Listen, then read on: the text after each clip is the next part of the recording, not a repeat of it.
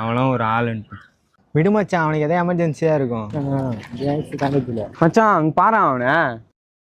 இதுதான் சொன்னேன் அவன்கிட்டலாம் காசு கொடுக்காரான்னு. இப்போ என்ன பண்ணிருக்கான் பாரு. சரி விட்ரா. மச்சான் என்கிட்ட ஒரு 10,000 ரூபா இருக்கு. ஆனால் அதை வச்சு என்ன பண்ணுறதுதான் தெரில. டேய் மாப்பிள்ள, என்கிட்ட ஒரு 10,000 இருக்குடா.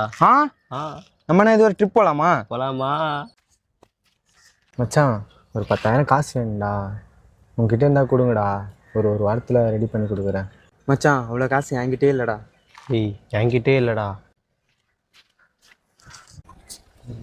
மச்சான் உன்கிட்ட ஒரு 50 ரூபா காசு இருக்கும்.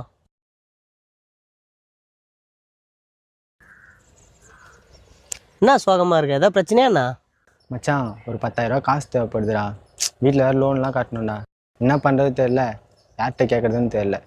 மச்சான் நீ ஒன்று பண்ணு, வண்டி அடமானம் வச்சுட்டு நீ பிரச்சனை ஃபஸ்ட்டு முடி, பார்த்துக்கலாம்.